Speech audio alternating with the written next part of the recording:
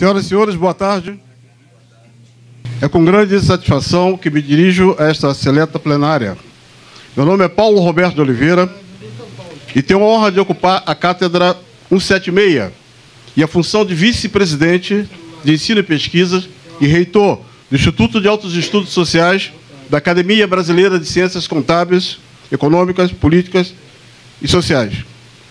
A ANE foi fundada em 18 de agosto de 1944 e alcança hoje 73 anos de existência.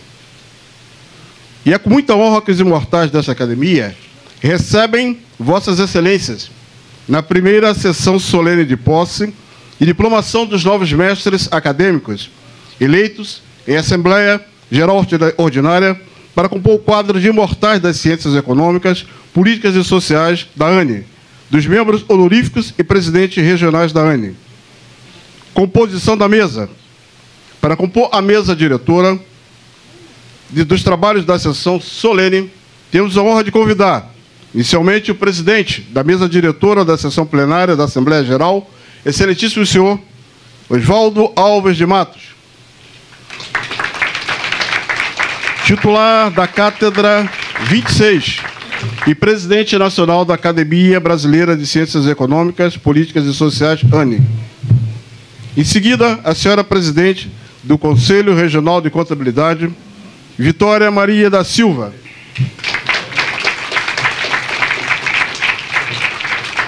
Acadêmica Cátedra 173 e responde da ANE pela vice-presidência, coordenadora do Prêmio Qualidade de Vida. Na sequência, o senhor Arlindo, acadêmico Arlindo Pereira da Silva, Cátedra número 10, vice-presidente executivo, secretário-geral e guardião do livro oficial de posse e dos diplomas acadêmicos.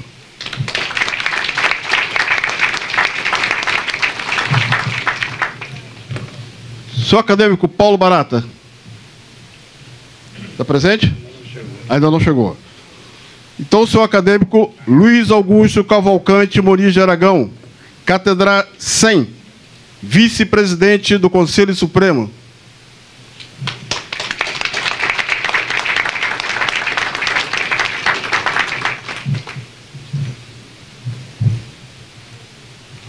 Senhora acadêmica Diva Maria de Oliveira Gesualdi, Cátedra 17, vice-presidente executiva, primeira secretária e presidente da Academia de Ciências Contábeis do Estado do Rio de Janeiro.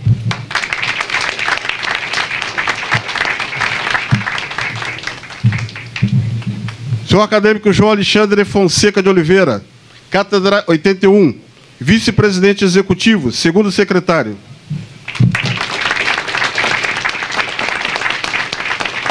Senhor acadêmico Jouper Padrão do Espírito Santo, Cátedra 23, vice-presidente executivo de Desenvolvimento Estratégico.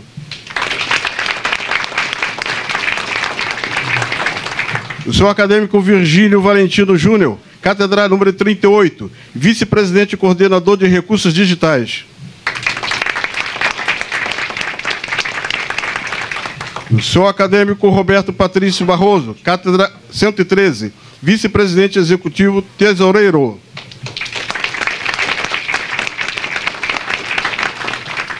Devolvo a palavra ao excelentíssimo senhor acadêmico Oswaldo Alves de Matos, presidente da ANE, para a abertura dos trabalhos da plenária.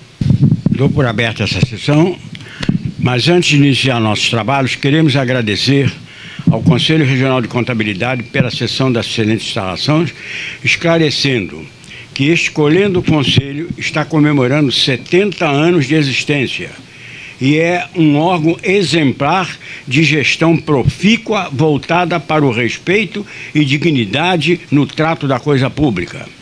Na comemoração desse significativo evento, editou um livro e nos concedeu a honra de, como presidente da Academia Nacional de Economia e ex-presidente, prefaciar essa obra. Esta honra nos levou a, aqui, nesta sede do Conselho, realizarmos esta Assembleia Geral significativa, onde tomarão posse notáveis academistas que prestam ou já prestaram relevantes serviços a este país, que necessita urgentemente da experiência e do espírito patriótico de cada um. Devolvo a palavra ao cerimonial do Paulo. Antes de dar início à nossa atividade, eu passo a palavra à senhora presidente do Conselho Regional de Economia, Vitória Maria da Silva, nossa anfitriã. Conselho Regional de Contabilidade do Estado do Rio de Janeiro. Estamos projetando. Boa tarde a todos, sejam todos e todas bem-vindos e bem-vindas à Casa do Profissional da Contabilidade. Muito bem. Em seguida, declaro aberta a sessão, declarada pelo nosso presidente Oswaldo Matos. Senhoras e senhores, observamos que no recinto das Assembleias Gerais Plenárias Públicas, os membros titulares acadêmicos com garbosidade usam a pelerine acadêmica na cor azul, que é a veste simbólica da academia. Para nós acadêmicos, trajar a pelerine é motivo de orgulho e distinção, porque esta vestimenta representa a igualdade entre todos os membros acadêmicos. Observamos também que o Estatuto da Academia, em seu artigo 21, estabelece que, ao membro titular acadêmico e ao acadêmico correspondente, nos atos da academia, em suas relações acadêmicas, será dado o tratamento de senhor acadêmico, senhora acadêmica, mestre acadêmico ou excelência. Neste momento, convido a todos os membros da mesa a retornarem para o plenário, para o auditório, e assistirem ao vídeo sobre a história da ANEM.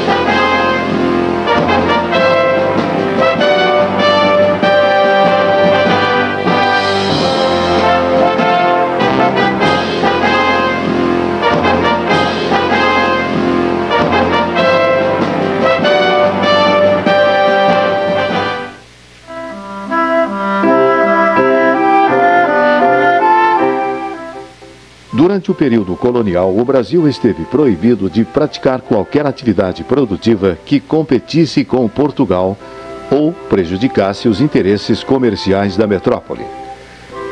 Assim, os primeiros esforços importantes para a industrialização do país ocorrem somente na segunda metade do século XIX, no Império.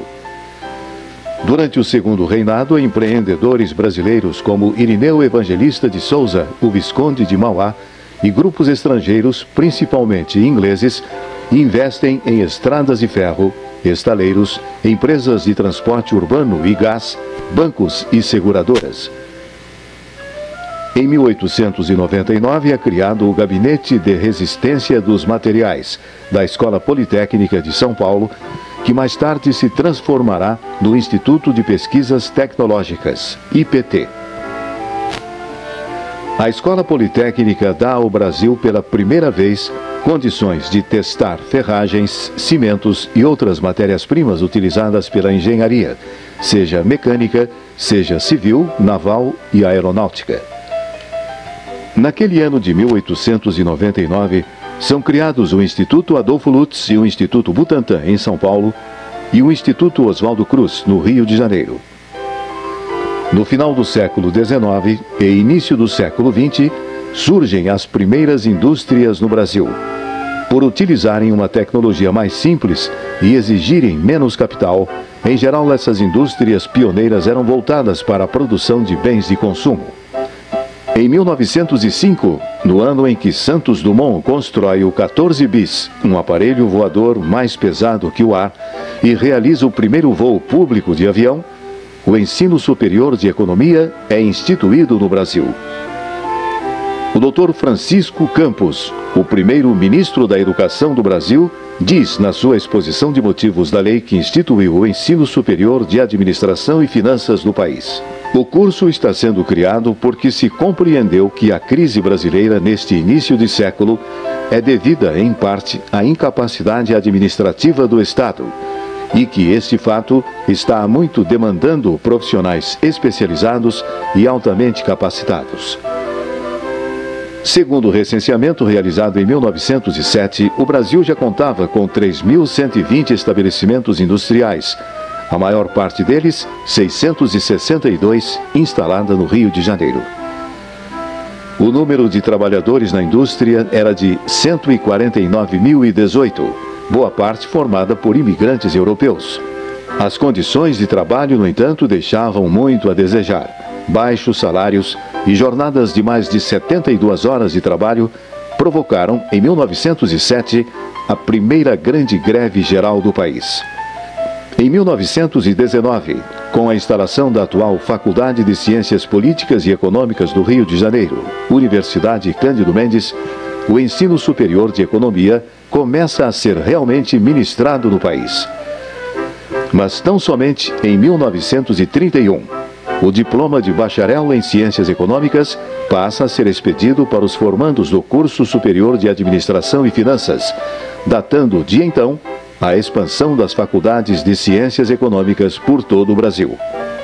Em 1943, em plena Segunda Guerra Mundial, a Associação Comercial do Rio de Janeiro realiza o primeiro Congresso Brasileiro de Economia, que tem como seu presidente de honra o então presidente da República, Dr. Getúlio Vargas, patrono da cátedra número 194 da ANE. O congresso é organizado pelo presidente da Associação Comercial do Rio de Janeiro, Dr. João Dalto de Oliveira, e pelo vice-presidente da ACRJ, Dr. Evaldo Lodi. O primeiro Congresso Brasileiro de Economia reúne mais de 300 participantes, destacando-se cientistas, empresários, homens de governo e trabalhadores. Durante 25 dias de congresso, 149 teses de grande relevância para os destinos do Brasil foram discutidas, dentre outros por Eugênio Goudin, primeiro titular imortalizado da cátedra número 37 da ANE, Luiz Simões Lopes, primeiro titular imortalizado da cátedra número 3 da ANE, Otávio Gouveia de Bulhões, primeiro titular imortalizado da cátedra número 24 da ANE, Roberto Cochrane Simonsen, primeiro titular imortalizado da cátedra número 34 da ANE, e pelos academistas especiais Daniel de Carvalho e Gastão Vidigal. É durante o primeiro Congresso Brasileiro de Economia que nasce a ideia de criação da nossa academia.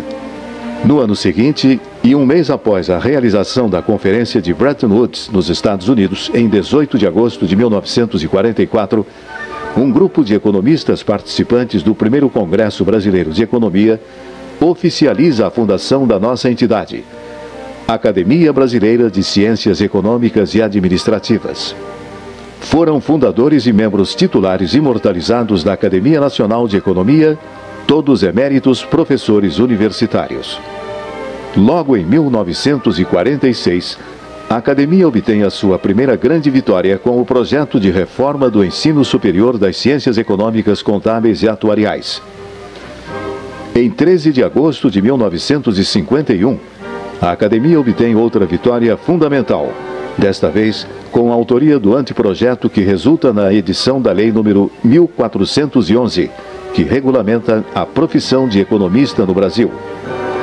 Em 1992, depois de realizada uma série de 9 grandes seminários de economia, o então presidente da Academia Nacional de Economia, professor Dr. Alberto Almada Rodrigues, parodiou Clemenceau e provoca uma profunda alteração no âmbito da entidade.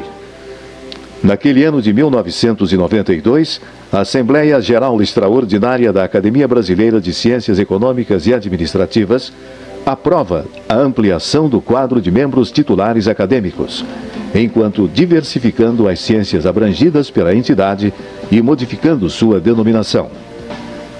Foi assim que, em 22 de maio de 1992, a Assembleia Geral aprovou a criação das novas cátedras e a nova razão social, Academia Brasileira de Ciências Econômicas, Políticas e Sociais, também reconhecida pela nominação de Academia Nacional de Economia. E também estabeleceu os ramos do conhecimento que os acadêmicos devem ter. Ciências Econômicas.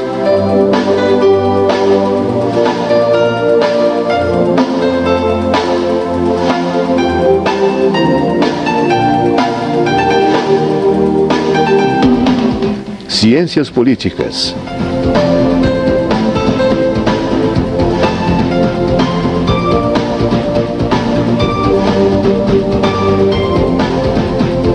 Ciências Sociais.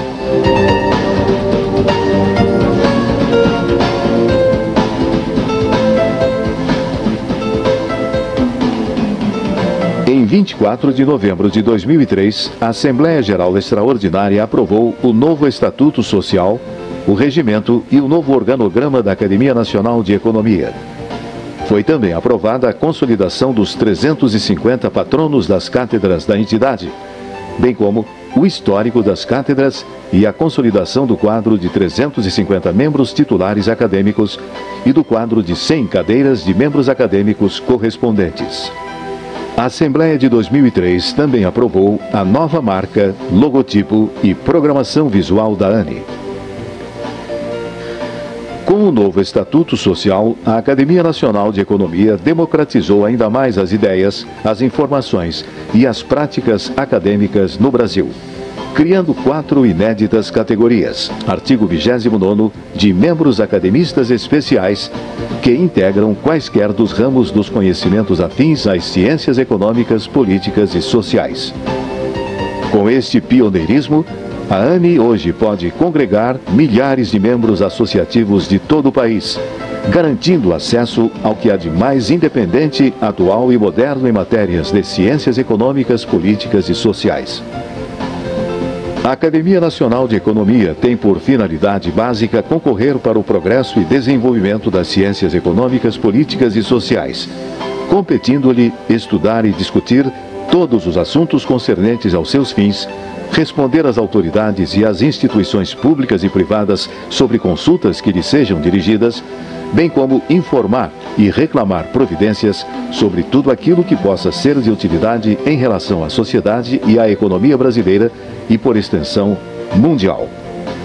Aspecto relevante da Academia Nacional de Economia é a preservação da história e da memória das ciências e profissões afins, enquanto estimula a reverência e a homenagem aos colegas profissionais importantes do passado e do presente. Solicitamos aos senhores membros da mesa que retornem ao seu lugar para darmos então prosseguimento à solenidade.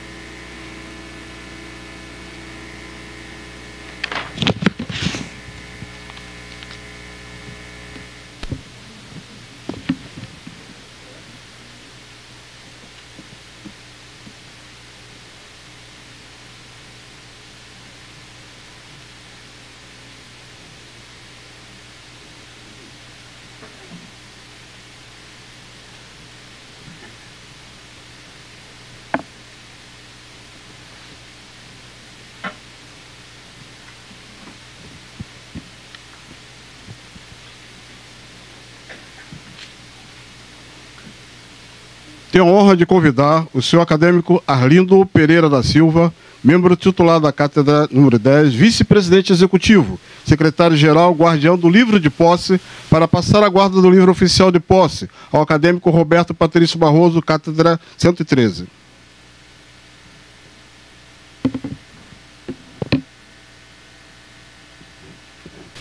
Damos início a posse solene de diplomação dos novos mestres acadêmicos eleitos em 2017, a seguir nominados e qualificados, que nessa oportunidade assinarão o livro de posse e receberão seus diplomas.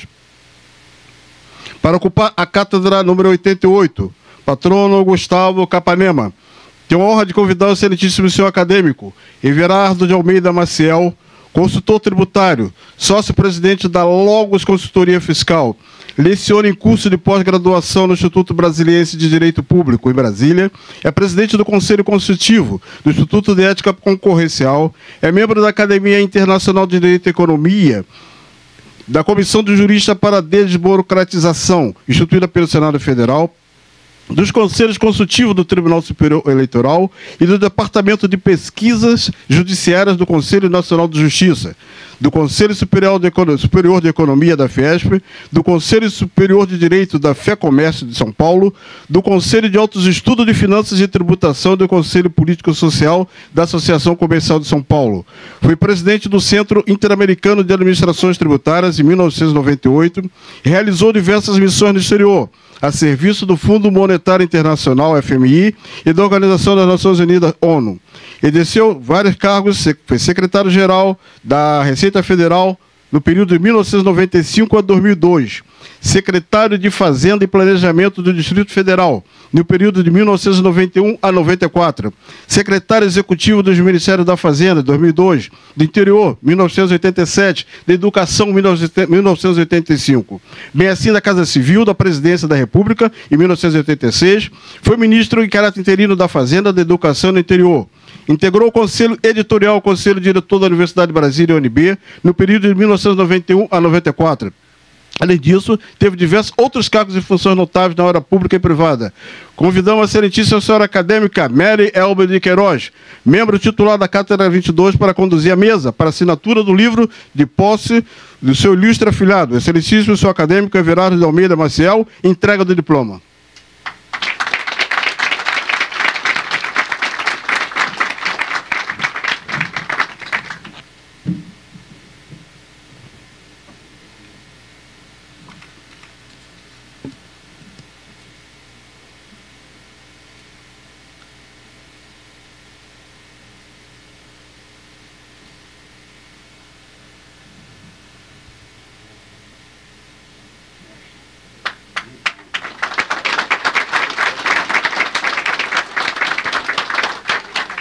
O senhor acadêmico Everardo de Almeida Maciel, em virtude de compromissos profissionais, fato que não poderá ficar até o fim da solenidade, fará neste momento a locução, homenagem a todos os novos acadêmicos.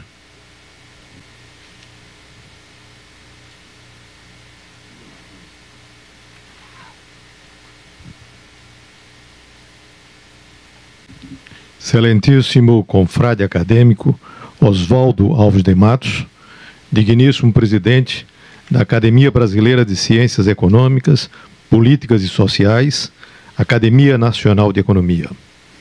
Excelentíssimos senhores confrades acadêmicos, excelentíssimos senhoras confreiras acadêmicas, senhoras, senhores, uma saudação especial à minha esposa, que aqui está presente, Maria Nelma.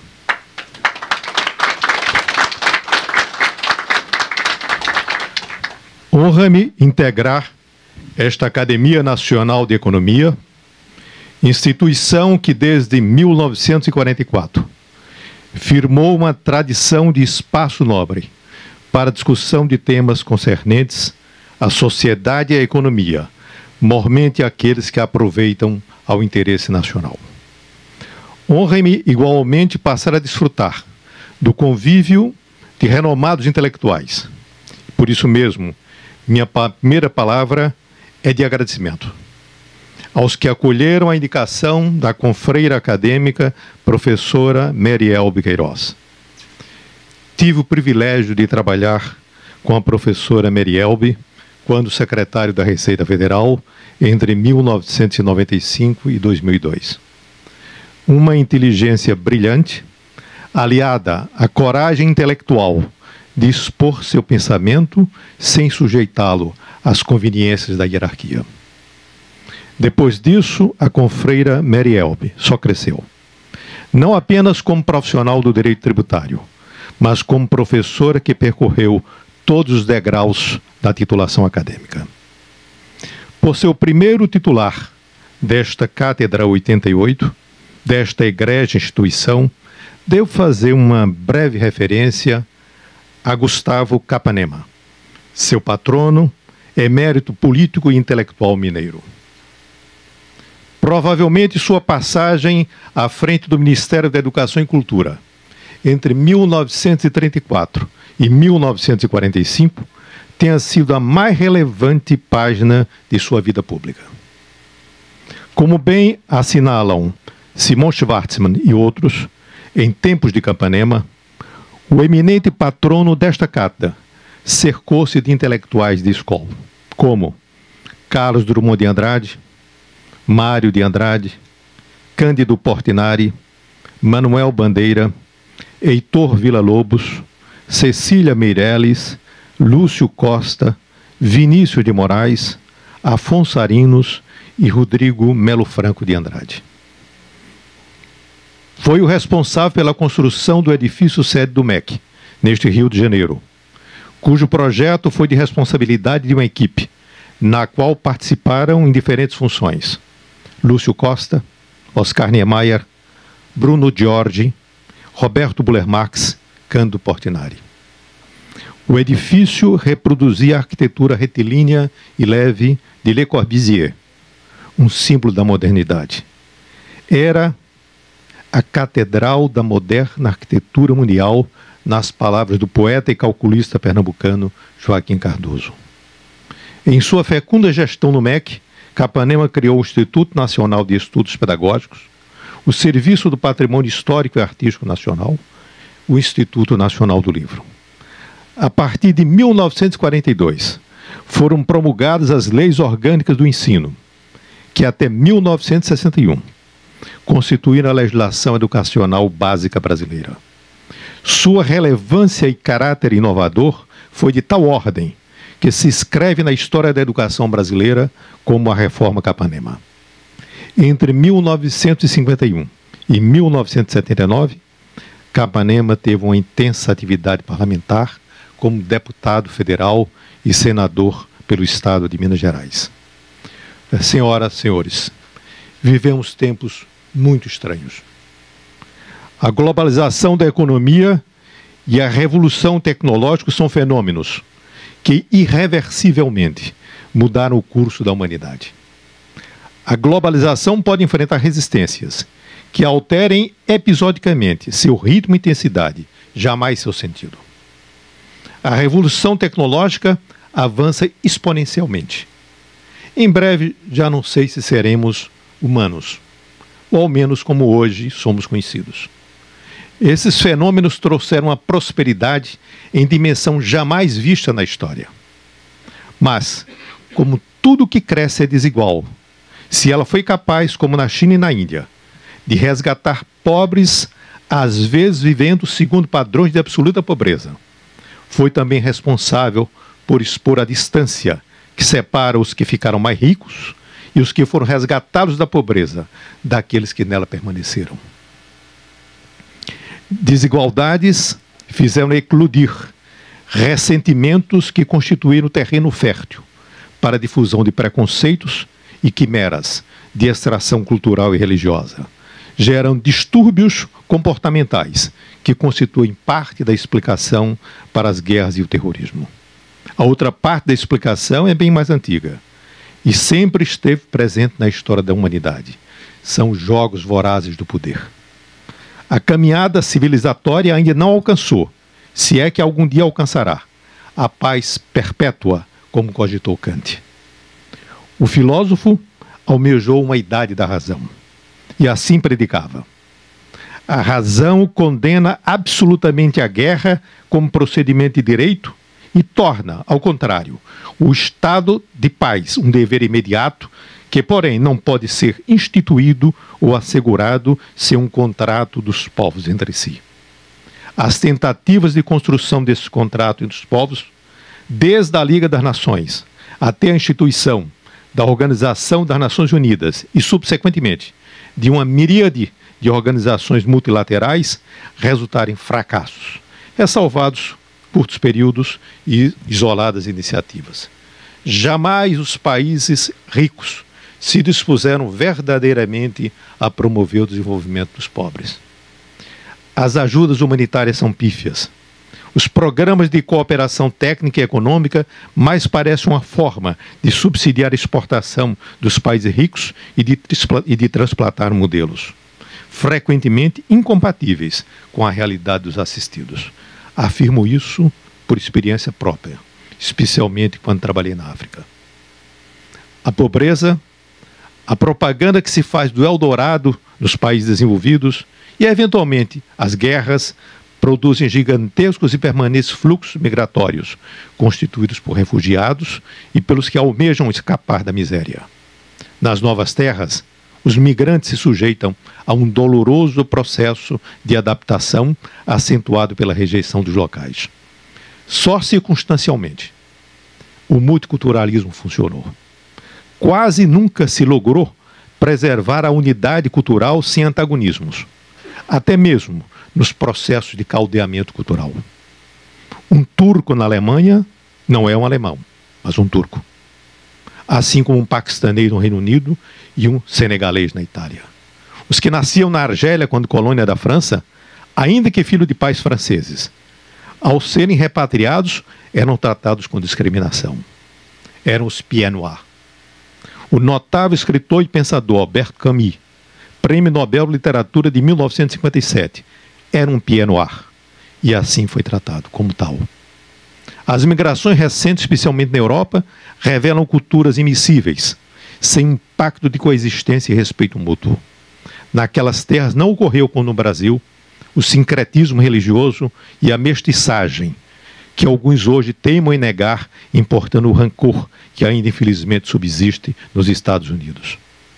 O medo da convivência com os que são diferentes e o pavor com a revolução tecnológica, que produz conhecimento nem sempre assimilável pelos mais velhos, constitui o caldo de cultura própria para o populismo, que irá perdurar por longo tempo. O mundo, dizia Andrew Hurrey, se depara com 3 grandes desafios. Como captar interesses comuns e compartilhá-los? Como administrar a desigualdade do poder? Como mediar o conflito de valores e a diversidade cultural? Para entender esses tempos, valho-me de Drummond, no poema Nosso Tempo, a época em que foi chefe de gabinete do ministro Gustavo Capanema. Esse é tempo de partido. Tempo de homens partidos. Em vão percorremos volumes, viajamos e nos colorimos. A hora pressentida esmigalha-se em pó, na rua. Os homens pedem carne, fogo, sapatos. As leis não bastam, os lírios não nascem da lei. Meu nome é tumulto e escreve-se na pedra. Senhoras, senhores, falo um pouco de mim. E lembra a propósito o que disse por ocasião de minha posse na Academia Internacional de Direito e Economia. A função pública foi o sal da minha vida. Tentei exercê-la como predicava meu ilustre conterrâneo Joaquim Nabuco, como uma atividade missionária, centrada no servir. Tomo para mim as palavras do político e pensador baiano Otávio Mangabeira. Aspas, tive a fortuna ou a desgraça de arremessado ainda estudante no campo do que se chama a vida pública. Passar a pertencer a uma raça amaldiçoada, a dos que fazem da vida pública um ofício, por ela renunciando a tudo mais, por ela penando, mas perseverando, e quanto mais por ela conduzidos, a decepção e os reveses, tanto mais resolutos, na certeza que para muitos não passará de ilusão. Cândida e infalsa ilusão, de que ela, quando honradamente exercida, uma forma entre as mais altas, quem sabe a mais expressiva, porquanto a mais onerosa e menos reconhecida, de amar e servir a pátria. Dediquei grande parte de minha vida pública à administração tributária e à política fiscal. Fui secretário da Fazenda de Pernambuco e do Distrito Federal, secretário da Receita Federal, secretário executivo do Ministério da Fazenda e, interinamente, exerci o cargo de ministro da Fazenda. Mesmo tendo ocupado outros cargos públicos, foram esses os que moldaram minha identidade profissional. Na atividade privada, siga a mesma trajetória. Agora como consultor tributário, conferencista, articulista e professor de Teoria da Tributação e Política Fiscal no Instituto Brasileiro de Direito Público. Minha atividade profissional obriga-me a ver com redobrada atenção os problemas do Brasil de hoje. Jamais poderia imaginar as proporções da corrupção sistêmica que tomou conta do Brasil. O colapso moral aliou-se a práticas exóticas de política econômica. Temos, pois, uma crise de valores com repercussões fiscais. De tudo restaram uma recessão sem precedentes, mais de 14 milhões de desempregados e uma investigação que expõe as vísceras das relações promíscuas entre o Estado e as empresas. O Brasil não merecia isso. É verdade que há sinais de reversão desse deplorável quadro. Os juros e a inflação caem significativamente. O câmbio se estabiliza. O desemprego, ainda que modestamente, também cai. Melhora as perspectivas de crescimento. Nenhuma mudança consistente, contudo, será fácil nem rápida. Parecem boas mudanças na educação, malgrado tímidas. E na política fundiária, surpreendentemente ousadas. A fixação de um teto para os gastos públicos por emenda constitucional é apenas um ato de submissão à realidade. Não há dinheiro para tantos dispêndios. Precisamos romper as amarras do despesismo e dar concretude ao princípio constitucional da eficiência da administração pública. A irresponsabilidade na divulgação de informações da denominada Operação Carne Fraca e as espantosas confissões dos crimes assumidos pelos acionistas majoritários do maior frigorífico do mundo não serão, espero, capazes de abater nossa condição de líderes mundiais no setor. Não deverá, todavia, o enfrentamento da corrupção servir de pretexto para práticas que violam a liberdade e o Estado de Direito. Há um limite para tudo. Modus in rebus, como dizia Horácio. Assusta-me pensar qualquer coisa que lembre o terror na Revolução Francesa. Nenhuma trégua à corrupção, nenhuma concessão à violação do Estado de Direito. Não me surpreende as reações às reformas previdenciária e trabalhista. Surpreendeu-me o vandalismo das reações. Verdadeira barbárie que deve ser repugnada pelos que perfilham o Estado de Direito. Se é louvável a disposição do governo de enfrentar questões tão obtusamente incrustadas na realidade brasileira, não se pode elogiar a negligência governamental de esclarecer a verdadeira face desses problemas. O atual modelo previdenciário brasileiro não é factível, sequer no curto prazo. Redução da natalidade, aumento da expectativa de vida, participação cada vez maior dos meios oriundos da inteligência artificial, tornam inviáveis modelos previdenciários fundados na repartição. O futuro está em alguma variante da capitalização. A reação à reforma previdenciária advém dos que querem manter privilégios na ilusão de que são sustentáveis. Nessa perspectiva, não hesitam em cooptar a parcela desinformada e desconfiada da população, que a rigor não é alcançada pela reforma. Falsos, 1000 vezes falsos, são os argumentos que fundamentam as resistências à reforma trabalhista. Só existe um argumento verdadeiro: a resistência à inserção do imposto sindical. É ele que financia o negócio sindical. No Brasil, sindicatos e partidos políticos converteram-se em atividades econômicas sustentadas por recursos públicos. Greves hoje são quase sempre movimentos que se afastaram de sua concepção original. Coagem os que não a querem e se associam às pretensões políticas dos que governam o sindicalismo. O que é uma greve do setor público, se não uma greve contra o povo, contra os empresários e contra indefesos alunos? O que pensar de uma greve de servidores armados e de magistrados? Há uma longa estrada a percorrer. São reformas e reformas. Parodiando Fernando Pessoa, falta cumprir-se o Brasil. O sistema político eleitoral é uma lástima. A profusão de partidos, as coligações nos pleitos proporcionais, os gastos excessivos nas eleições são excentricidades que maculam a representatividade política.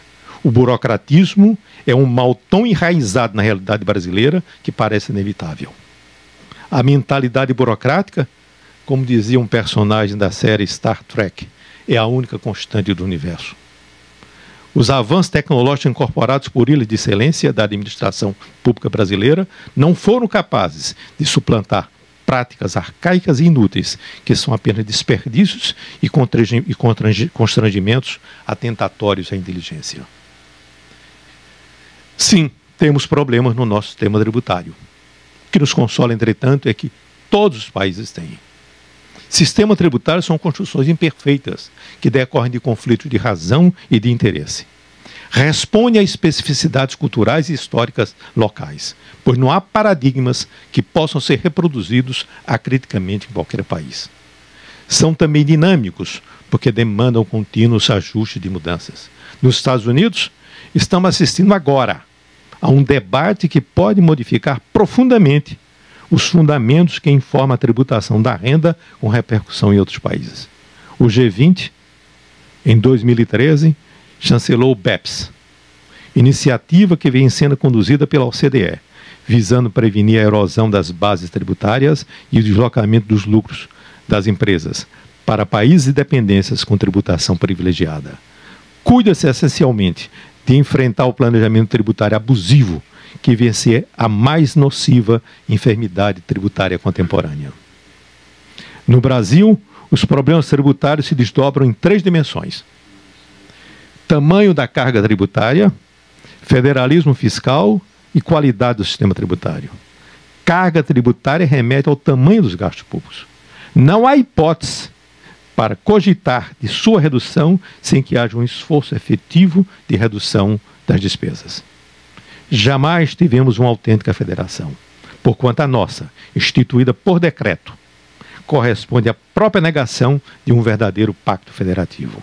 Daí decorre que também não temos um federalismo fiscal minimamente articulado. Os critérios de partida das rendas públicas são inconsistentes. A repartição dos encargos públicos é pífia.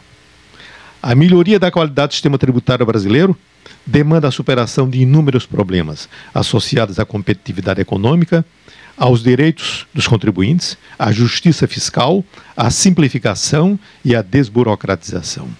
Uma atenção especial deve ser dada à remoção das disfunções na tributação do consumo, notadamente o ICMS. Porém, passa ao largo das discussões sobre a reforma tributária as incongruências e ineficiências do processo tributário. Os créditos tributários inscritos na dívida ativa da União totalizam 1 trilhão e 500 bilhões de reais. Cerca de 620 bilhões e 330 bilhões de créditos relativos a tributos federais se encontram em discussão, respectivamente, na área administrativa e judicial. 60% dos litígios judiciais são relativos à matéria tributária. Em 2014, quase a metade das maiores empresas, assim entendidas 35 maiores companhias abertas, recorrem a parcelamento de tributos, muitas vezes associado a lamentáveis anistias e remissões. Ainda em 2014, o valor das disputas fiscais das 30 maiores empresas de capital aberto constitui 32% do respectivo valor de mercado. No final de 2015, tramitavam 73,9 milhões de processos na Justiça. Deles, 28,9 milhões, 39,1% do total eram de execução fiscal. Apenas para argumentar, caso não ingressassem novos processos de execução fiscal e fosse mantido o vigente ritmo de execução, a Justiça levaria mais de 11 anos para liquidar o atual estoque. De mais a mais, parece cada vez mais clara a incompatibilidade fática entre o controle difuso de constitucionalidade e a extensão amazônica do sistema tributário constitucional brasileiro. Nenhuma regra é seguramente constitucional. Mas grave, só saberemos se é constitucional ou não após uma longa tramitação, desde a primeira instância até a Corte Suprema. Não é sem razão que dizemos que no Brasil nem o passado é previsível. Senhoras, senhores, as dificuldades que apontei não são intransponíveis. São inerentes a um mundo em transformação e a um país ainda em construção. Nos grandes enfrentamentos, há inevitavelmente momentos de desânimo. Volta a Drummond. Há soluções. Há bálsamos para cada hora e dor. Há fortes bálsamos. E concluo, ninguém pode abdicar da sua própria utopia. O fim da esperança pode ser tido também como início da morte. Ainda há luz, vamos viver. Obrigado.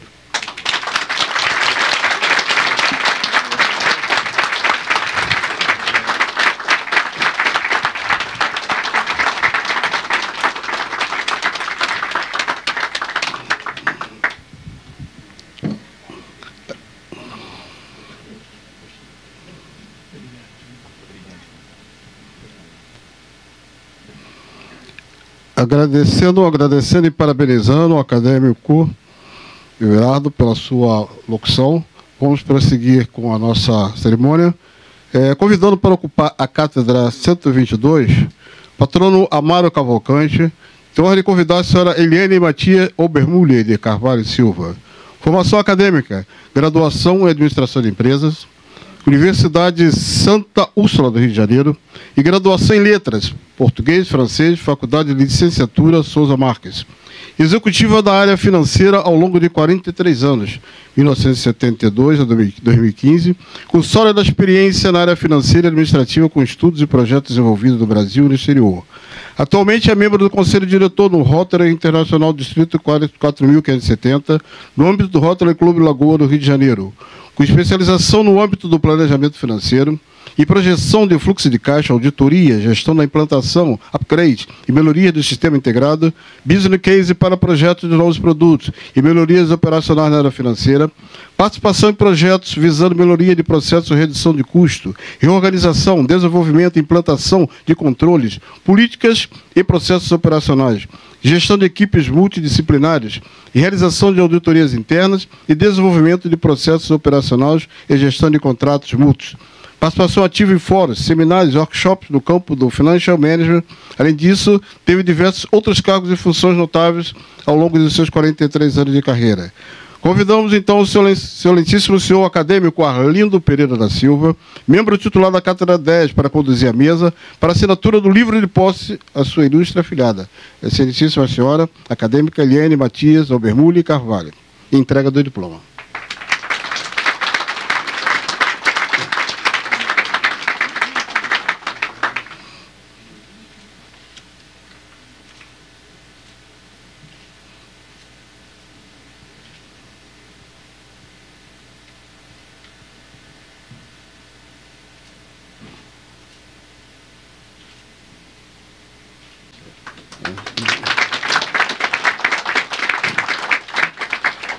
Para ocupar a cátedra 12, patrono Frederico Slow, tenho a honra de convidar o excelentíssimo acadêmico José Francisco Xavier de Mendonça.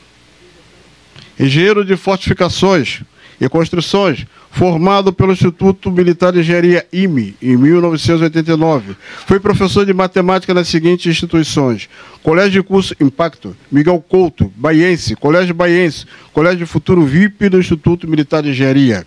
Foi ainda diretor de diversos colégios, está como gestor, Fundação de Apoio Cefet, FUNCEFET de 2015 aos dias atuais. É detentor da medalha Tiradentes Alerj 2014, por relevantes serviços educacionais. Medalha de honra à Câmara Municipal de Duque de Caxias, em 2009 e 2010, por relevantes serviços educacionais. Além disso, teve diversos outros cargos e funções notáveis. Convidamos, então, o excelentíssimo senhor acadêmico Roberto Patrício Barroso, membro titular da Cátedra 113, para assinatura do livro de posse e do seu ilustre afilhado, o acadêmico José Francisco Xavier Mendonça. E entrega do diploma.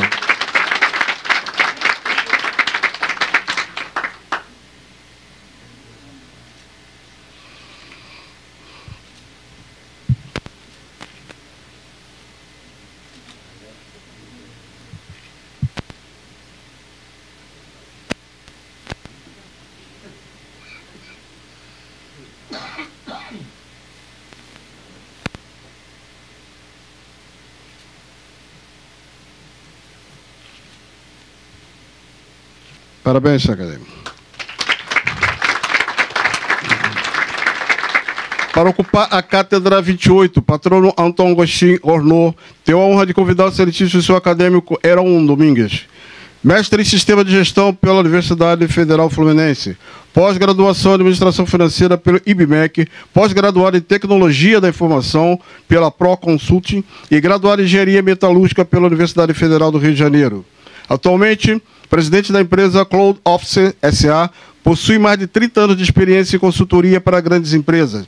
Idealizador e coordenador da pós-graduação em gerenciamento de projetos da FUNCEFET, Fundação de Apoio à Escola Técnica Federal. Como professor, ministra aulas de gestão desde 2002. Possui diversos artigos publicados. Presidente do IHD, Instituto Heron Domingues, dezembro de 2015 até a atualidade. O IHD gerenciou o lançamento e aplicação dos cursos de pós-graduação da FUNCEFET, Faculdade de São Judas Tadeu, no centro do Rio de Janeiro. IBMEC, Instituto Brasileiro de Mercado e Capitais, de janeiro de 2006 a junho de 2006. E professor do curso de Extensão e Gerenciamento de Projetos. Além disso, teve diversos outros cargos e funções notáveis na área acadêmica. Convidamos, então, o excelentíssimo senhor acadêmico Roberto Patrício Barroso, membro titular da Cátedra 113, para, então, assinatura do livro do seu afilhado e entrega do diploma.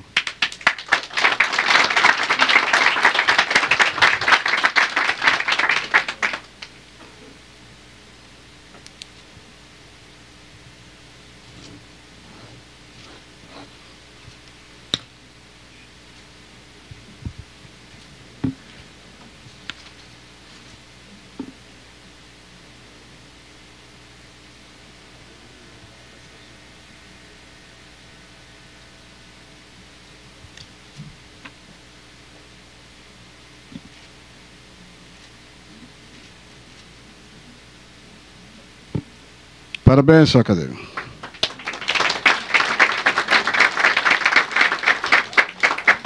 Para ocupar a Cátedra 114, o patrono Nicolásio Copérnico tem a honra de convidar a excelentíssima senhora acadêmica Ana Cristina Pereira da Silva. Pós-graduação Lato Sensu Meio Ambiente na COP UFRJ. Pós-graduação Lato Sensu Gestão de Qualidade de Sistema Integrado, QSMS, na Universidade Estácio de Sá. E graduação, Arquitetura e Urbanismo, Instituto Metodista Bennett, Climate Leader da Al Gore Foundation dos Estados Unidos. Funções atuais, diretora de Departamento da Vice-Presidência de Coordenação de Intercâmbio e Convênios da ANE, diretora executiva da Saber Global, membro aderido suplente na RENTI, Association for Collaboration Between Ports and Cities da Europa, e Climate Lead Relite Project Al Gore, projeto realizado da ANE, primeiro concurso ANE de monografia, cujo tema foi a economia verde. Diversas especializações, sustentabilidade, aplicada aos negócios, orientações para gestores da Fundação Getúlio Vargas, direito ambiental da Escola Superior de Advocacia,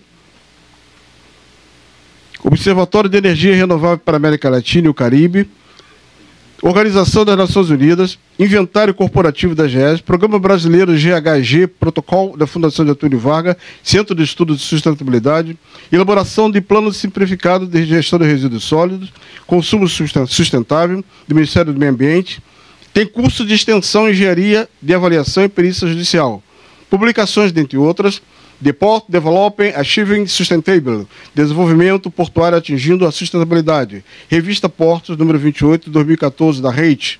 Foi assessora do Gabinete da Secretaria do Patrimônio da União na Delegacia do Rio de Janeiro e da Assessoria do Gabinete da Delegacia do Ministério da Fazenda do Rio de Janeiro, DANF. Além disso, teve diversos outros cargos e funções notáveis na área acadêmica e é filha do nosso diretor, presidente e vice-presidente executivo, Arlindo Pereira da Silva. Para ocupar a Cátedra 121, patrono Bernardo.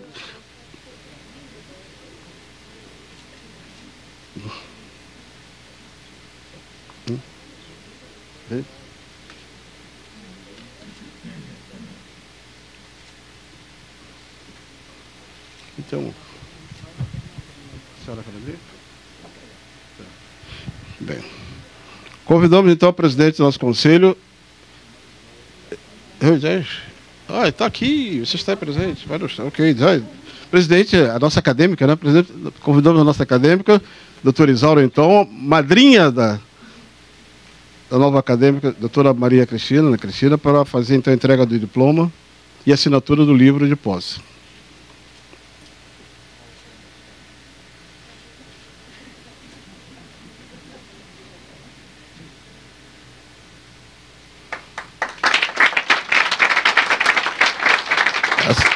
A acadêmica Maria Isaura Jesus Magalhães é membro titular da Cátedra número 13.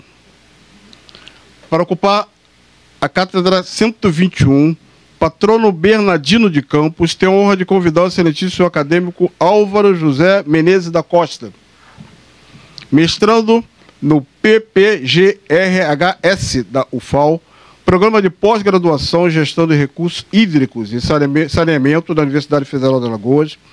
É engenheiro civil graduado pela UFAL, Universidade Federal do Estado de Alagoas. Especialização é aproveitamento de recursos hídricos e avaliação e perícia de engenharia, UNIP, Universidade Paulista. diretor nacional, segundo secretário da ABES, Associação Brasileira de Engenharia Sanitária e Ambiental, desde 2012. Sócio executivo da GO, associados, consultoria multidisciplinar, gestor público no setor de saneamento por 30 anos, ocupando na Casal, Companhia de Saneamento de Alagoas, vários cargos de direção e presidência. Diversos cursos realizados, em destaque, Water Supply Engineer, segundo em Tóquio, pela JICA, Japan International Cooperation Agency, em maio a julho de 1996. Capacitação para gestores públicos e privados de serviços de saneamento, novembro de 2002, em Munique, na Alemanha.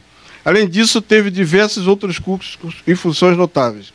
Convidamos, então, excelentíssimo senhor acadêmico Jouper Padrão do Espírito Santo, membro titular da Cátedra 23, para assinatura do livro de posse e entrega do diploma ao seu afilhado.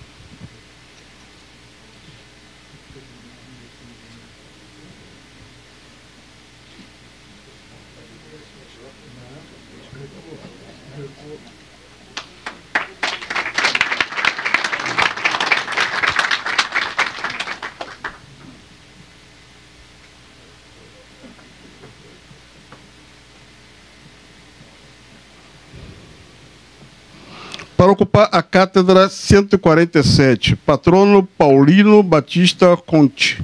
Tenho a honra de convidar a excelentíssima senhora acadêmica Paula Alexandra Canas de Paiva Nazaré, doutora em Economia pelo Instituto de Economia e UFRJ, mestre em Economia Industrial pelo Instituto de Economia Industrial e da UFRJ também, e bacharel em Ciências Econômicas pela Faculdade de Economia e Administração, FEA UFRJ.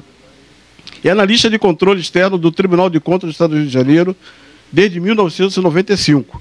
Foi diretora-geral da Escola de Contas e Gestão do Tribunal de Contas do Rio de Janeiro. É professora de Finanças Públicas, Gestão Urbana e Lei de Responsabilidade Fiscal, com artigos e capítulos de livros publicados na área das finanças públicas. Além disso, teve diversos outros cargos e funções notáveis. Convidamos, então, a excelentíssima senhora acadêmica Ana Luísa Pereira Lima, membro titular da Cátedra 159, para conduzir a mesa para assinatura do livro de posse, a sua lista afiliada e entrega do diploma.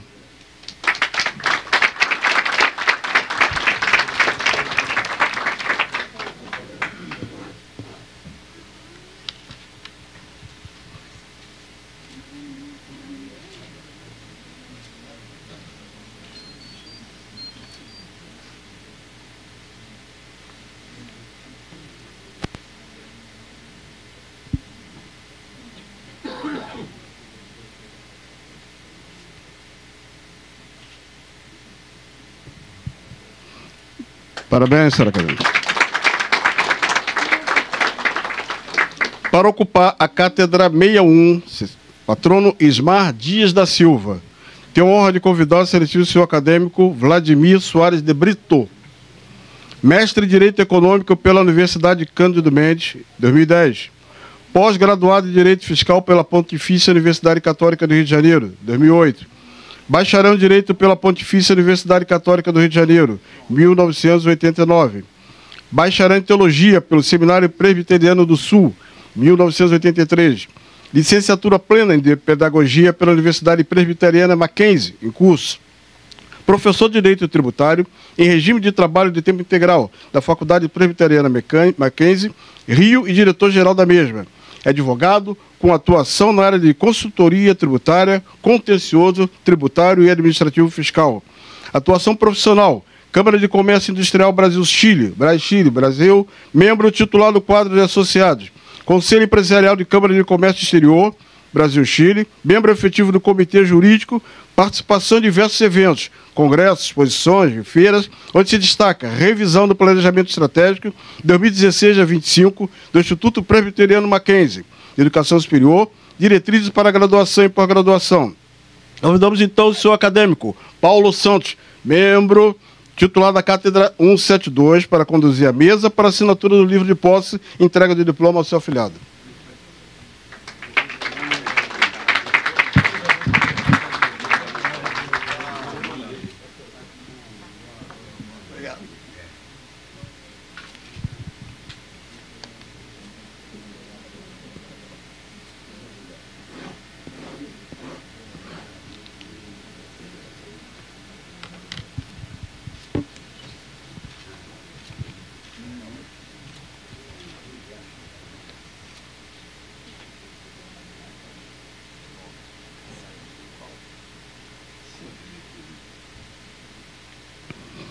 Parabéns, senhor acadêmico.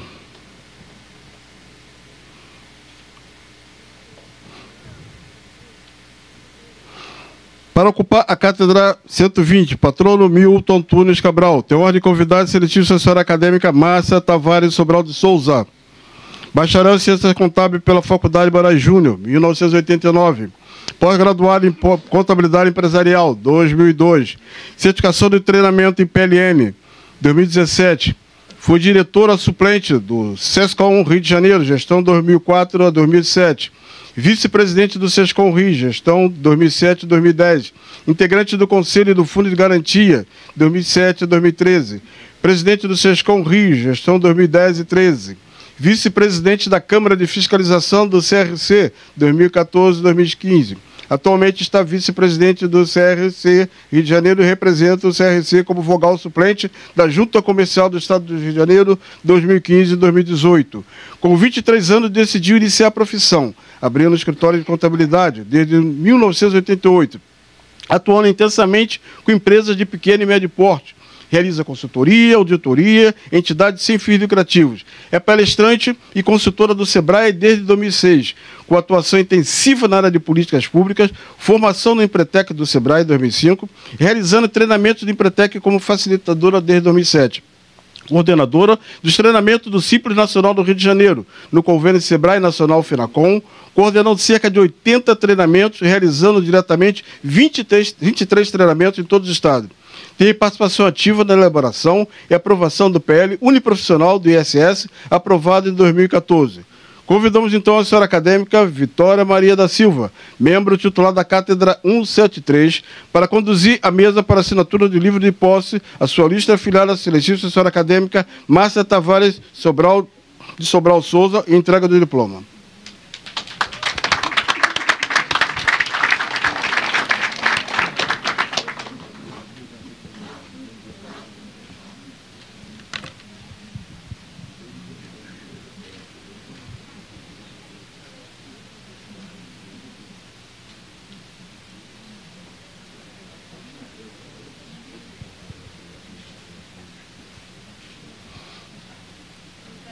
Parabéns, senhora acadêmica.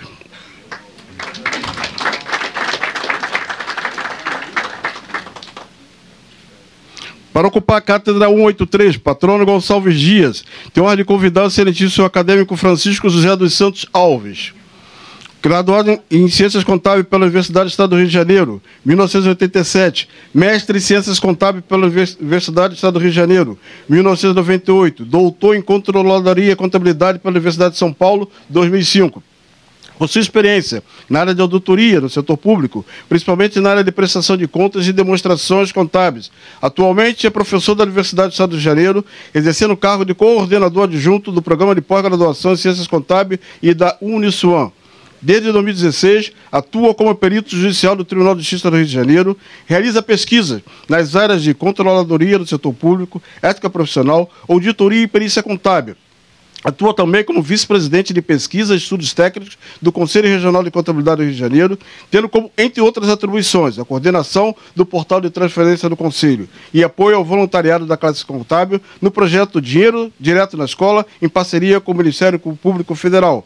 Convidamos então a senhora acadêmica Vitória Maria da Silva, Para assinatura do livro de posse, entrega do diploma ao seu afilhado.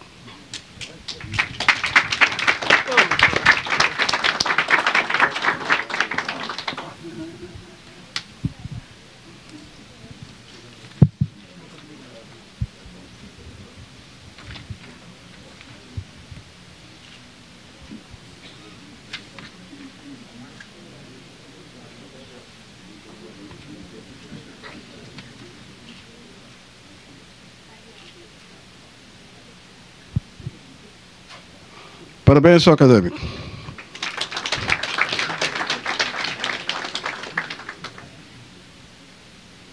Para ocupar a cátedra 42, patrono Leão Gondenberg. Tenho a honra de convidar o excelentíssimo senhor acadêmico Antônio Carlos Colonna. Curso superior, medicina. Curso de pós-graduação lato sensu, especialização em cardiologia. Atuação nas ciências políticas e sociais. Centro de estudo do Hospital Municipal Souza Aguiar e do Hospital Naval Marcílio Dias. Trabalhos de assistência social por meio de palestras, orientações e serviços médicos aos pacientes de renda baixa que o procuram nos hospitais e clínicas. Médico da Secretaria Municipal de Saúde, lotado na unidade coronária do Hospital Municipal Souza Aguiar. Foi médico da Clínica Rio Cor, unidade coronária, CTI, ambulância de emergência, médico da Clínica Bambina, CTI, unidade coronária, Botafogo, Rio de Janeiro, até 2002, quando fechou, e na Clínica Integrada de Vila Isabel, responsável pelo setor de ergometria e médico e cardiologista do Hospital Naval Marcílio Dias, com decorações, medalha do mérito Mandaré, decreto 42.111 de agosto, 20 de agosto de 57, e convidamos então o excelentíssimo senhor acadêmico Sadir Monteiro Júnior, membro titular da Cátedra 97, para conduzir a mesa para a assinatura do livro e entrega do diploma ao seu afilhado.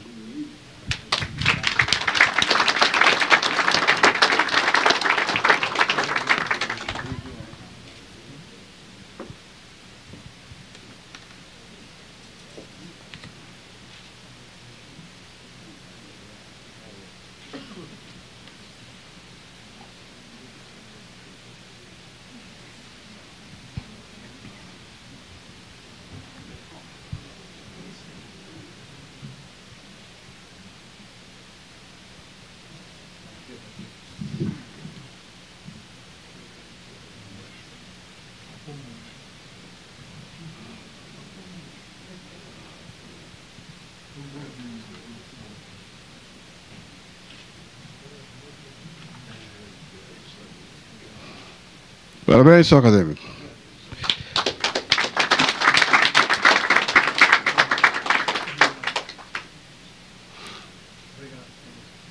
Para ocupar a cátedra 123, patrono Osório da Rocha Diniz, tenho a honra de convidar o excelentíssimo senhor acadêmico Wagner Siqueira. Títulos educacionais. Secundário.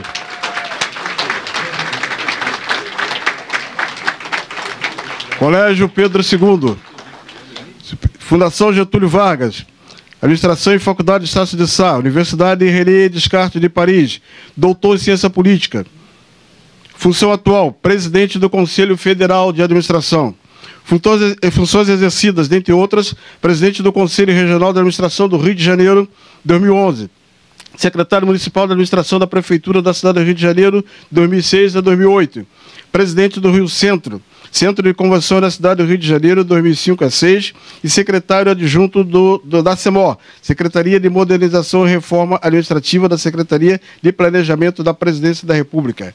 Participação em grupo de trabalhos e comissões, membro da executiva do 2º Encontro de Psicólogos e Administradores, promovido pela Associação Brasileira de Psicologia Aplicada em maio de 1979, membro da Comissão Executiva do 1º Congresso Brasileiro de Administração, Rio de Janeiro, em junho de 1979, e membro da Delegação Brasileira representante dos empregados junto à Convenção da OIT, em Genebra, Suíça, em 1989. Título de experiência, didática, palestra e conferência, presidente e coordenador-geral do 14º Fórum Internacional de Administração realizado no Rio de Janeiro de 2015, presidente e coordenador-geral do 12º Encontro Brasileiro de Administração realizado no Rio de Janeiro de 2013. Títulos de produção intelectual, monografias, artigos, autores, livros, dentre outros. As organizações são morais? Pergunta. Responsabilidade social, ética empresarial e empresa cidadã, 2015. E avaliação de desempenho, como romper, amarra e superar modelos ultrapassados, 2002. e o fundamentalismo religioso no Brasil, em 2005, dentre outros. Além disso, teve diversos outros cargos e funções notáveis, públicas, privadas e acadêmicas. Convidamos, então, o senhor acadêmico Hélio Tito Simões de Arruda, membro titular da Cátedra 22, para conduzir a mesa para assinatura do livro de posse e entrega do diploma ao seu afilhado. Muito obrigado.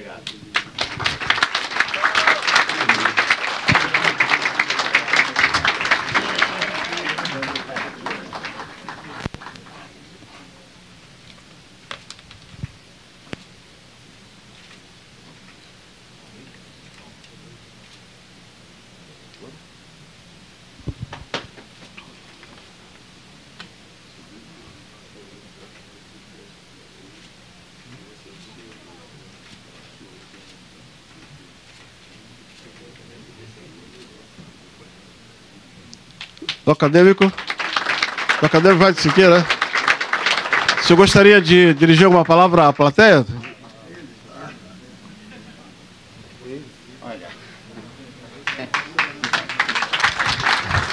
Não se pode dar microfone acadêmico. A gente começa logo a falar, né, Everaldo? É isso? Senhor presidente, Oswaldo, colega Vitória, também presidente do Conselho Regional de Contabilidade, quero saudar todos os colegas da mesa, todos os presentes, da nossa alegria, da honra e agradecer muito essa gentileza do meu padrinho, né, o nosso Hélio Tito. Em verdade, ouvindo com muita atenção as palavras de Everaldo e vendo também a história aqui da Academia Nacional de Ciências da Administração, não, da Economia, eu também sou membro da Imortal, Everaldo, da Academia Nacional de Ciências da Administração. E agora de Economia me deu agora uma crise e também a surpresa de falarmos, né?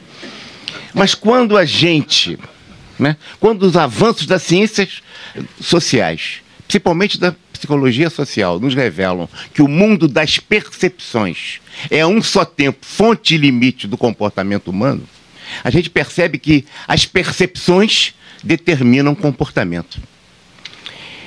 Essas percepções são muito condicionadas pelos conceitos, pela mentalidade, pelos valores, pelo caráter, pela competência, pela capacidade, mas também pela vontade, pelos interesses, pelas necessidades. A maneira como eu fotografo determinada realidade, nações e pessoas determinam a maneira como eu me comporto. O imaginário coletivo desta sociedade, deste país, em verdade não faz do Estado brasileiro a representação de uma nação politicamente organizada. Porque, em verdade, esta nação sempre foi condicionada pelos ditames de uma plutocracia que domina o Estado brasileiro desde sua história. Foi assim com as capitanias hereditárias. Foi assim no Brasil colônia. Foi assim na declaração da transformação do Brasil em independência, filho Lancimão da coroa. E fica como Pedro I aqui e Pedro IV em Portugal. Foi assim na proclamação da República. Foi assim na República Velha. Foi assim também na Revolução de 30. Essa tem sido a força do Estado brasileiro. Na década de 30, eu vi na entrada aqui no filme a ideia de que é muito fácil amar a humanidade, muito difícil amar ao próximo. E fiquei lembrando de Rousseau, que marcou com seu pensamento, com o romantismo, com o bom selvagem, né? Que é preciso criar estruturas sociais que dominem as pessoas, porque as pessoas nascem boas. Em verdade, as sociedades e as que as pervertem, que as deturpam. Mas Rousseau teve 5 filhos, amava a humanidade e botou os 5 na roda. É tão fácil amar a humanidade e tão difícil amar o próximo. Botar na roda, para quem não sabe, é colocá-los a toda sorte, entregando às igrejas ou sem origem e sem nome, sem saber de quem era. O pensamento de Rousseau marcou muito fortemente o mundo inteiro.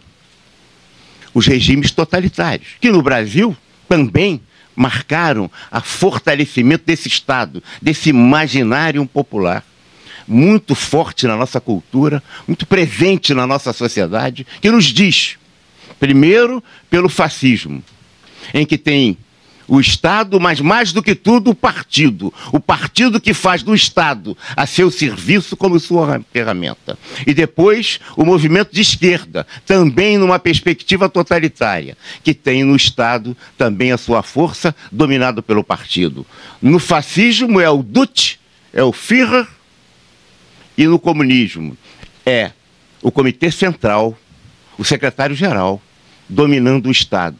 E a plutocracia se faz presente. A corrupção a que Everaldo também se referiu, e quero lhe dizer, professor Everaldo, que concordo ipsilítico com tudo o que o senhor disse, efetivamente foi um belo diagnóstico da realidade brasileira, mas em verdade, o que nós estamos vivendo, isso me faz lembrar nas primeiras aulas na Fundação Getúlio Vargas, com o professor Gleicon de Praiva, 1968. Ele entra na sala de aula e nos diz uma questão, e eu via o Gleicon como o ideólogo da direita brasileira e da Revolução de 64. Movimento estudantil presente. E a gente olhando aquele homem que era o símbolo da direita. E ele me disse uma frase que nunca mais esqueci. O empresário brasileiro é um híbrido roedor. Tem a voracidade do rato e a coragem do coelho, o grande empresário. O que significa que o capitalismo brasileiro foi o mesmo que liquidou, o Estado brasileiro foi o mesmo que liquidou, como nos diz o filme, o Barão de Mauá, Irineu Evangelista de Souza. Foi o mesmo que liquidou a presença do Estado brasileiro, que liquidou a iniciativa da formação do desenvolvimento econômico brasileiro com Delmiro Gouveia, lá no Nordeste, que é efetivamente aquele que Everaldo, em Pernambuco, saiu de Pernambuco e foi para o interior da Alagoas, na cidade de Pedra, e a melhor exploração da usina de Paulo Afonso, da usina de Paulo Afonso, e que teve toda a sua fábrica jogada por ausência do Estado. Não foi à toa que ele deu uma boa guarda-chuvada na cabeça do vice-presidente da República, que Delmiro Gouveia, na confeitaria Colombo. Não foi à toa, mas morreu assassinado com a sua fábrica destruída. Então, é importante também, sou servidor público e fiz essa opção, Everaldo. E vejo, quando a gente vê esse processo de degradação, da crise total dos valores morais da sociedade brasileira, é preciso que se pense muito forte. E acho que a Academia Nacional de Economia tem um papel relevante nisso. Ninguém exerce a cidadania sem exercer um papel político. Quando a gente se omite, a gente está exercendo a cidadania pela omissão. Quando a gente participa, se envolve em relação aos fatos que nos ocorrem, nós estamos exercendo a cidadania pela participação. É preciso a presença cidadã da nação brasileira, para que o Estado efetivamente seja a nação politicamente organizada e reflita os desejos dessa cidadania, os interesses, as aspirações, as suas crenças, as suas realidades. Para isso, é preciso, sim, um verdadeiro novo pacto social na sociedade, que não vai se resolver nem com a eleição direta, nem com a eleição indireta, mas com a construção do fortalecimento dessa cidadania. Portanto, é nesse sentido que gostaria de dirigir essas palavras aos companheiros, dizer da minha honra muito especial nesse dia, e da loucura do Hélio Tito de nos indicar, né? E que certamente fez com que os demais companheiros pudessem ratificar o meu nome, a quem eu os perdoo apenas porque não sabia o que o Hélio estava fazendo. Muito obrigado. Obrigado, senhor.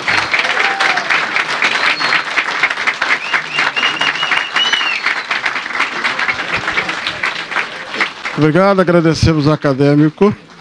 E Wagner Siqueira, até por ser ex-aluno também do Colégio Pedro II, administrador de empresa. Sim? Prazer imenso. Parabéns.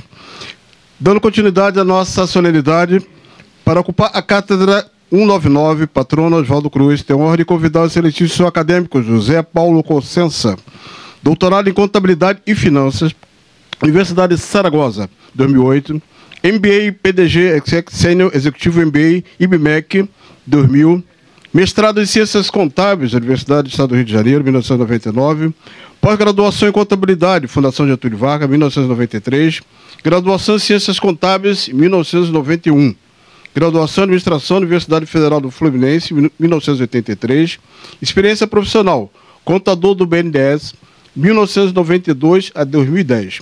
Conselheiro fiscal da Fundação de Assistência Previdenciária e Social do BNDES, FAPES, experiência acadêmica.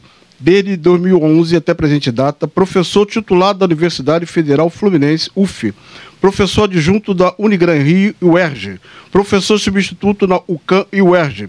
Tem diversos trabalhos publicados em revistas técnicas do Brasil e do exterior, livros publicados, 100 anos do Sindiconte e resgate da memória contábil nos estados. Convidamos então a excelentíssima assessora acadêmica Lígia Maria Sampaio, membro titular da Cátedra 151, para conduzir a mesa para assinatura do livro de posse e entrega do diploma ao seu afiliado.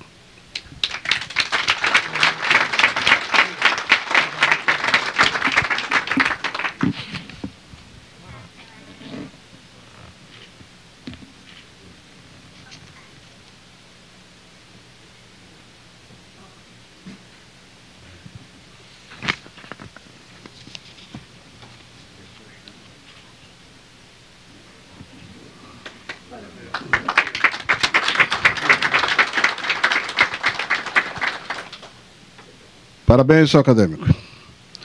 Para ocupar a cátedra 196, patrono Cândido Mariano Rondon, tem a honra de convidar o excelentíssimo senhor acadêmico Rogério Luiz Nery da Silva, doutorado na New York Foundation University Law School, Estados Unidos, 2011 a 2012. Pós-graduado em Justiça Constitucional e Processos Constitucionais Europeus, Concentração de Direitos Humanos e Sociais, Universidade de Castilha-La Mancha, na Espanha, 2012. Doutorado em Direito Público e Evolução Social, UNESA, CAPES, Conceito 5.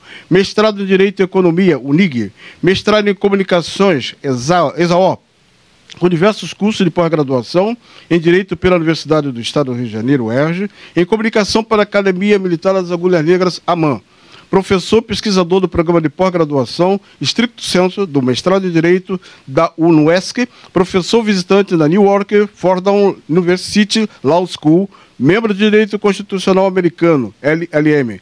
Também professor da Escola de Magistratura do Estado do Rio de Janeiro, EMERGE, na Fundação Escola do Ministério Público do Rio de Janeiro, FEMPERGE, e na Fundação Escola Superior de Defensoria Pública do Estado do Rio de Janeiro. Conferencista convidado das seguintes instituições internacionais: Universidade Algir Studi de Roma, La Sapienza, Itália, Universidade degli Studi de Palermo, Itália, Universidade degli Studi de Foggia, Itália, Universidade Autônoma de Barcelona, na Espanha. Além disso, teve diversos outros cursos, cargos, atividades e funções notáveis, públicas, privadas e acadêmicas. Convidamos, então, o excelentíssimo senhor acadêmico Luiz Augusto Cavalcante Muniz Aragão, membro titular da Cátedra, sempre para conduzir a mesa, e aqui está, para assinatura do livro de posse e entrega do diploma ao seu afiliado.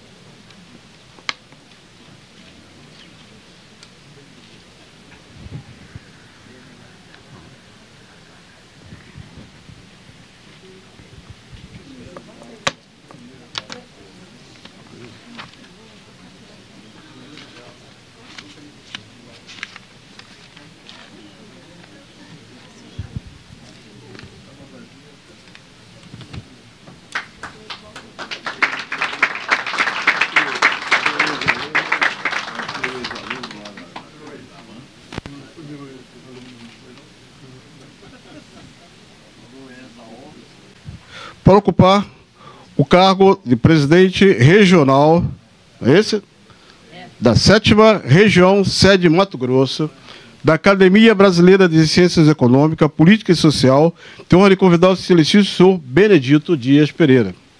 Cátedra 182 para a sua diplomação.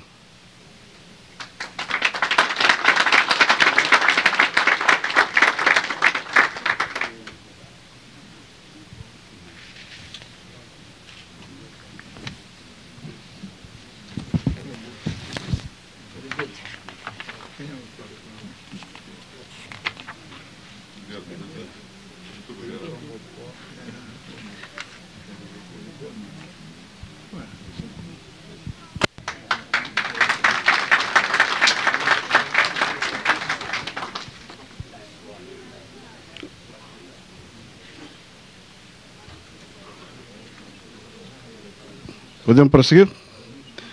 Posses honoríficas.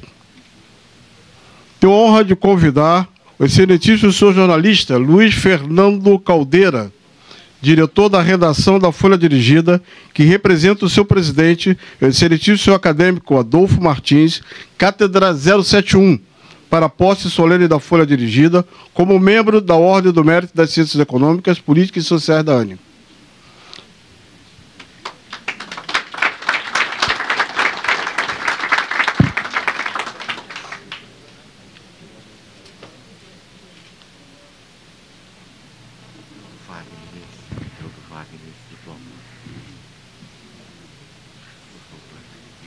Muito obrigado.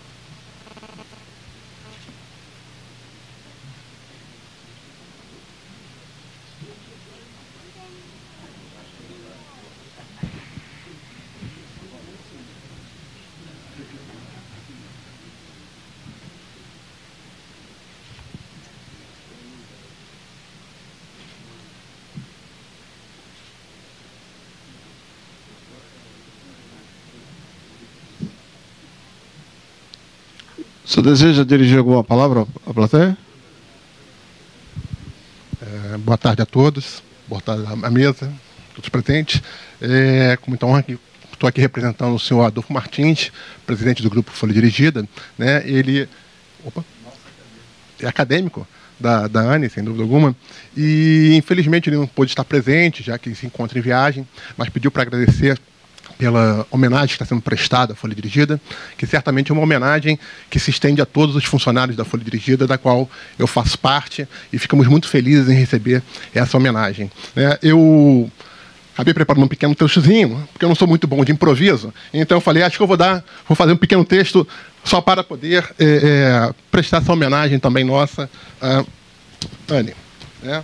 É com grande júbilo que acolhemos o título honorífico da Academia Nacional de Economia, concedido pela diretoria dessa Egrégia Academia Brasileira de Ciências Econômicas, Políticas e Sociais, uma instituição que agrupa tantas personalidades ilustres e que, ao longo de sua história, tem dado uma rica contribuição ao debate frutífero sobre tantos temas relevantes para o país.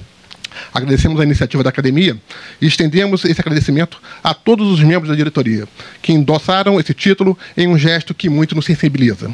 Sem dúvida alguma, essa homenagem tem um alto significado para o nosso jornal, sobretudo pela grandeza ética da instituição que a outorga e também por ter sido motivada pelo jornalismo cidadania que norteia a linha editorial da Folha Dirigida.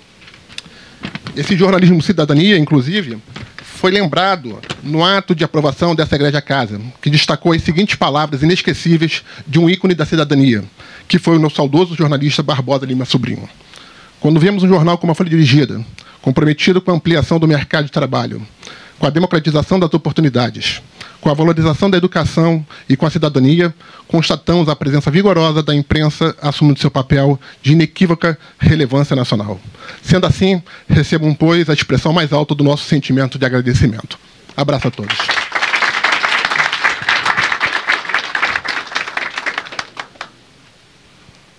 Homenagem ao Conselho Regional de Contabilidade e saudação também aos novos acadêmicos.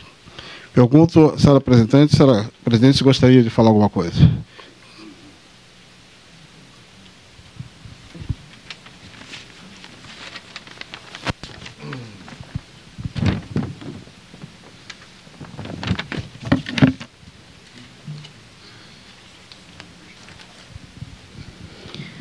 Boa tarde a todos.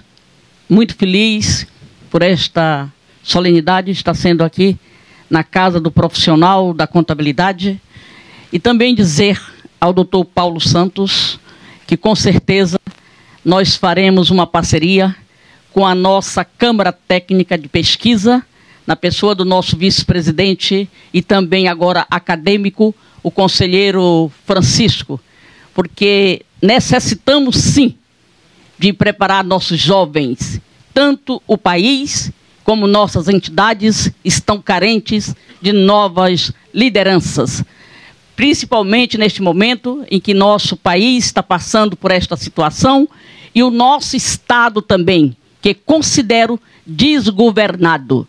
Lamentavelmente, estamos tentando, junto com nossa conselheira aqui, Ana Luísa, que faz parte do Ministério Público, uma aproximação maior com o governo do Estado, porque precisamos realmente criar a nossa Controladoria Geral do Estado do Rio de Janeiro. Ouvir o doutor Wagner Siqueira foi um prazer enorme. Pela segunda vez, estamos juntos, estivemos em Itaboraí, e ali eu já fiquei encantada com você, pela sua cultura, pelo seu conhecimento e pela sua defesa sempre da nossa sociedade. Doutor Everaldo, com o senhor começou a parceria com os profissionais da contabilidade lá em 2002. Essa parceria perdurou até o ano passado. Estamos tentando agora voltar novamente a ter essa parceria com a Receita Federal, porque o profissional da contabilidade, ele não é um mero preenchedor de guias, ele se preocupa realmente com as contas públicas. E isso é o que está faltando no nosso país, maior controle de todas estas contas públicas. Queremos também agradecer a você, Márcia Tavares, e pedir desculpa à sua família, que está toda aqui presente, por tantas ausências. E eu justifico agora, porque precisamos que você esteja conosco. Como disse muito bem o doutor Wagner, a nossa omissão não pode permanecer. Precisamos participar de tudo que acontece no nosso país. Precisamos participar da política partidária, da política classista, para que possamos melhorar esta situação. E eu continuo acreditando e tendo esperança que este país será melhor e mais igualitário para nossos jovens, para as novas gerações que estão por vir. Porque para isso vamos trabalhar com a certeza que temos de fazer parte deste momento que está acontecendo no nosso país. Muito obrigado a todos vocês pela presença e continuem contando com a casa aqui do profissional de contabilidade, que está de braços abertos para recebê-los. Muito obrigada. Convidamos a acadêmica Vitória para assinatura do livro de posse e recebimento de diploma, que será entregue pelo presidente da Academia Nacional da Economia, Dr. Oswaldo de Matos. Nesse momento está sendo concedido o diploma de membro da Ordem do Mérito das Ciências Econômicas, Políticas e Sociais da ANE ao Conselho Regional de Contabilidade.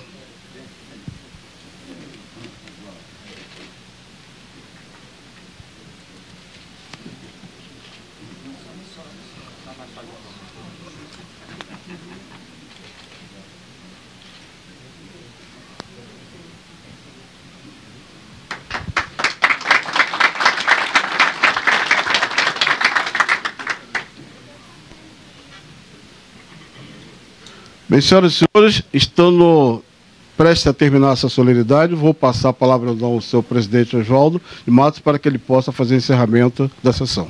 Bem, nós tivemos aqui uma sessão muito importante para a academia, ressaltando que a aula do nosso Everaldo Maciel é uma palestra, uma aula. Eu apenas queria saber se ele autoriza que nós divulguemos essa palestra aqui. Hoje realmente tocou o coração de todos nós, como o Wagner também, com o seu pronunciamento foi uma coisa espetacular, de modo que tivemos realmente uma solenidade que vai marcar a história na Academia Nacional de Economia. Dando todos encerrados esse movimento, eu dou para encerrar esta sessão, agradecendo a presença de todos e vamos para o coquetel que nos oferece o Conselho Regional de Contabilidade. Muito boa tarde, boa noite a todos, obrigado pela presença.